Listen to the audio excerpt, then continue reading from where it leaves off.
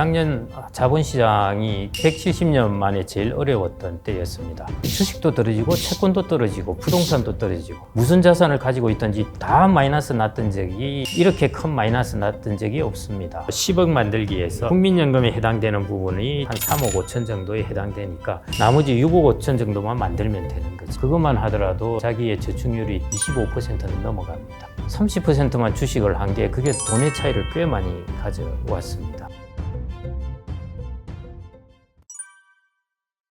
우리나라의 노후 빈곤 뭐 이렇게 하면서 일률적으로 막 그냥 싸잡아서 통틀어서 야 모두 다 그렇다고 보시는 건 잘못된 것 같고요. 연령층별로도 그다음에 연령층 내에서도 다양하게 분산되어 있고 우리나라는 다만 지금 70대 이상은 혹은 뭐 60대도 해당되는데요. 하우스 리치 캐시푸어라는 말을 하거든요. 뭐 쉽게 말하면 가진 건 집 하나. 현금을 가지고 돈을 써야 되는데 현금은 부족하고 집 하나 가지고 있고 이것 때문에 우리나라의 노후 소득이 상당히 빈곤층에 속하는 사람들이 많습니다. 그래서 우리나라가 이제 주택연금 제도라는 걸 도입해서 하우스 리치 캐시포인인데 그러면은 하우스 리치인 사람들에서 연금을 받게 하는 것 그게 이제 주택연금 제도이죠. 이런 것들을 주택연금을 통하면은 그래도 많이 완화되긴 합니다.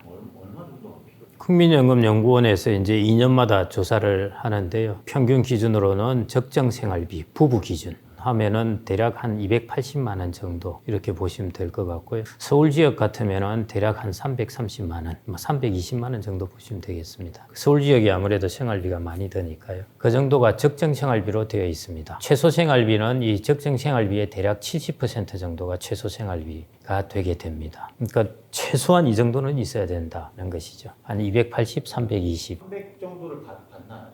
국민연금이 대략 한 20년 이상 넣은 사람들을 기준으로 하면 88만 원 이 정도 받는 걸로 나오거든요. 그런데 큰 직장에 다녔고 30몇 년씩 넣은 사람들은 대략 한 190만 원, 200만 원 정도 받을 겁니다. 당연히 이제 국민연금만으로는 어느 나라도 공적연금만으로는 절대 모두 다 소득을 절대 커버해주지 못합니다. 그래서 이제 국민연금이 평균적으로 한 90만 원 받는다 이렇게 가정하죠. 그렇게 되면은 나머지를 퇴직연금, 그다음에 자기의 개인연금 이쪽에 축적해놓은 자산 그리고 이제 주택에서 주택연금 이런 것들로 통해서 그래서 공적연금하고 사적연금하고 결합해서 금액을 만들어내야 됩니다. 그러면 280만 원 정도 만들어낼 수 있을까 생각하면은 중간소득 계층 정도는 만들어낼 수 있다고 보시면 되겠습니다. 부부가 둘이 합치면 그래서 제가 제일 부러운 사람이 국민연금을 맞벌이 한다든지 한 명이 교사, 부인이 교사, 자기가 국민연금 이렇게 받으면은 제 친구들 중에 그런 친구들이 꽤 있는데 어디 가서 그런 이야기를 하더라고요. 자기가 다양한 기술을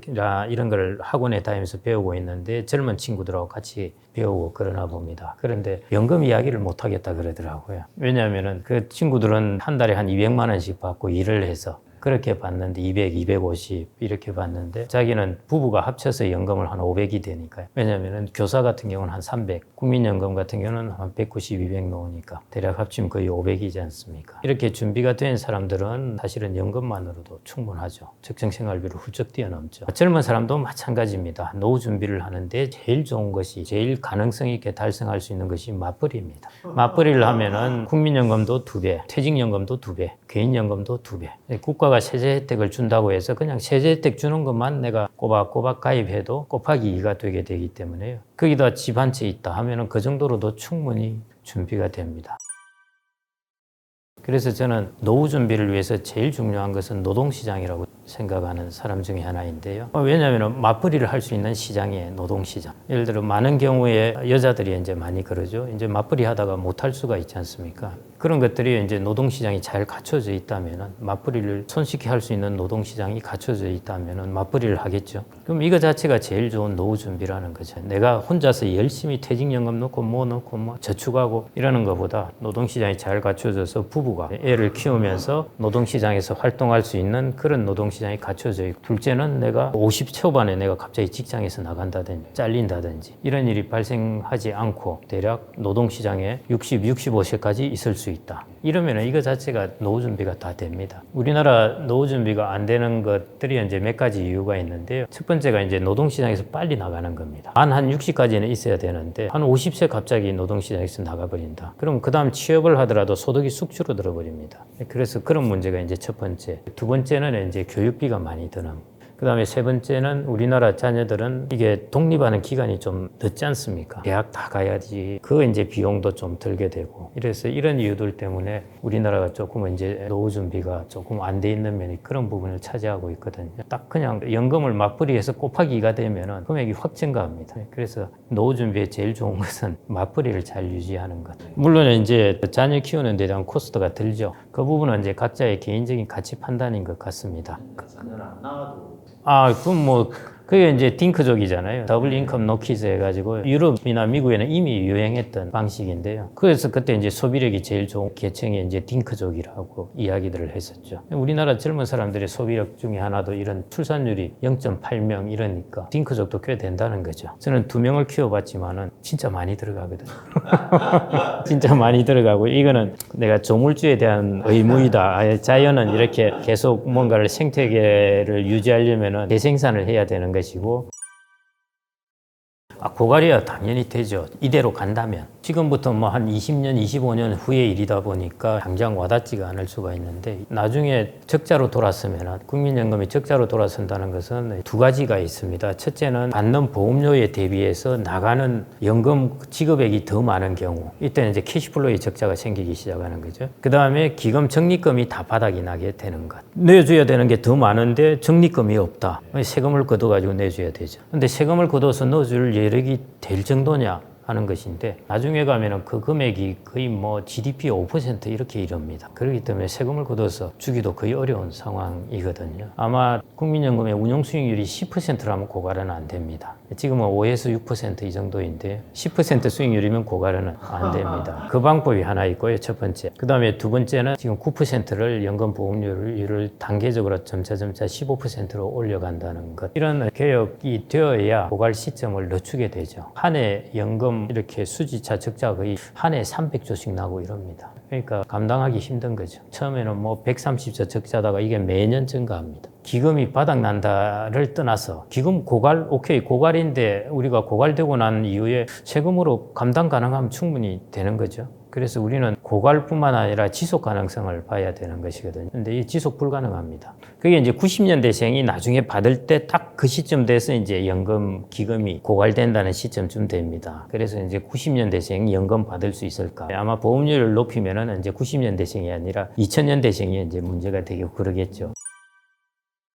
노후에 집안채 있으면 되지와 노후에 자녀에게 의탁하지 이거는 정말 옛날 이야기고요. 요즘 이런 생각하는 사람들은 이제 전혀 없습니다. 없고요. 자녀보다는 연금이 낫다. 이게 일본에서 자식보다 연금이 낫다 하는 것은 일본에서 이미 나온 말이고 그래서 주택 위에 여러분들이 이제 두 번째로 첫 번째가 될 수도 있고요. 하여튼 준비해야 될 게 그게 삼층연금입니다. 공적연금 이건 반드시 들어가고 그 다음에 이제 퇴직연금, 개인연금 퇴직연금과 개인연금 같은 경우는 이제 사적연금이기 때문에요. 사적으로 이걸 뭔가 처분할 권한이 있습니다. 그러다 보니까 이걸 중도에 돈을 빼서 쓴다든지 해지를 한다든지 이런 경우가 있습니다. 국민연금은 전혀 손을 못 대지 않습니까? 그러니까 내가 노후까지 할 수 없이 가야 되는데 이 퇴직연금이나 개인연금은 중도에서 뺄 수가 있다 보니까 물론 벌칙금을 좀 물어야 되지만은 그래도 뭐 빼려면 뺄 수가 있거든요. 그러다 보니까 운영을 하다가 중도에 인출도 하고 해서 어떤 경우에는 사람에 따라서 천양기차입니다. 어떤 사람은 한 30년 동안 진짜 꾸준히 모아서 노후에 적립금이 꽤 빵빵하게 된 사람도 있고요. 어떤 사람은 중도에 막 이렇게 저렇게 막 해지하고 쓰고 하다 보니까 노후에 가서 돈이 별로 안 모인 경우도 있고 그렇습니다. 이런 사적 연금이야말로 정말 관리를 잘해야 되는 내가 퇴직연금 뭐 기업에 들어서 난 뭐 가만히 있으면 되지 하지만 직장을 옮길 때는 퇴직연금이 IRP로 옮겨가게 됩니다. IRP로 옮겨가게 되면 개인이 운영을 해야 돼요.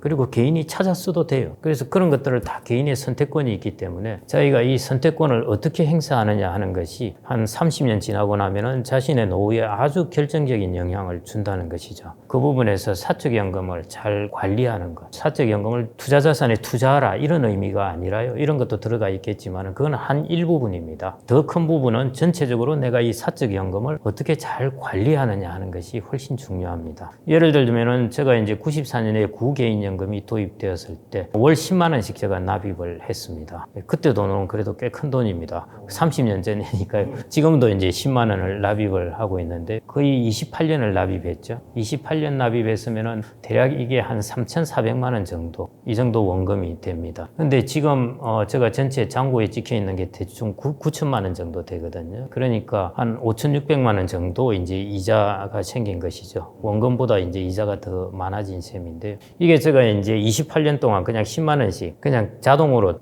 이건 뭐 모르겠다, 자동으로 돈 들어가네 이렇게 하고 있었던 것들이 이제 복리 효과를 일으켜서 이 정도 금액이 적립되게 된 것입니다. 이런 것들이 이제 몇 개 있으면은 언제 훨씬 풍요로워지겠죠. 근데 이걸 이제 대부분의 사람들이 중간에 많이 찾아 써버렸거든요. 그러면은 노후에 이제 적립되는 돈이 별로 없습니다. 이게 이제 사적연금을 어떻게 관리하느냐 문제인 겁니다. 내가 여기 얼마를 납입하느냐, 얼마 오래 기간 동안 계속 저축을 하느냐, 어떻게 운용을 하느냐, 이런 세 가지가 다 들어가 있는 것이 이제 사적연금의 관리라고 보시면 됩니다. 그래서 맞벌이도 하시면서 이 부분도 관리 잘 하시고 하면은 노후 준비는 별 문제 없습니다. 제가 시뮬레이션을 해봤습니다. 시뮬레이션을 해보니까요, 지금 기준으로 연금 10억 만들기 정도 해보면 집을 제외하고 연금을 10억 만들기 정도 한다면 맞벌이를 하면 충분히 가능한 걸로 나옵니다. 국민연금하고 포함된 개념으로 했습니다. 10억 만들기에서 국민연금에 해당되는 부분이 대략적으로 한 3억 5천 정도에 해당되니까 나머지 6억 5천 정도만 만들면 되는 거지, 사적연금에서. 국민연금은 자기가 회사에서 4.5% 주고 내가 4.5% 내서 자기도 모르게 계속 저축을 하는 겁니다. 그래서 우리나라가 저축률이 세 가지 연금만 다 하더라도 저축률이 꽤 높거든요. 예를 들어 국민연금 같은 경우는 내가 4.5 내는데 기업이 4.5를 더해 주지 않습니까? 그래서 실질적으로 나는 9%를 저축하는 겁니다. 내 소득의 9%. 그 다음에 퇴직연금은 8.3%가 됩니다. 매년. 그러니까 그것만 해도 17.3%가 되죠. 거기다가 개인연금이라고 있지 않습니까? 연금저축. 이게 700만 원까지 이제 한도가 가능한데, 대충 자기 소득에 맞게 이 700만 원 한도로 매년 그냥 넣어 나간다고 그러면은 그것만 하더라도 자기의 저축률이 대충 한 25%는 넘어갑니다. 그러니까 이 세 가지 연금만 그냥 꾸준히 하고 있어도, 최소한의 3층 연금만 하고 있어도 나는 저축을 나도 모르게 한 25%, 28% 사이 저축을 한다는 것입니다. 소득에 따라서 다르긴 한데요. 25에서 30% 정도 저축을 하는 셈이 됩니다.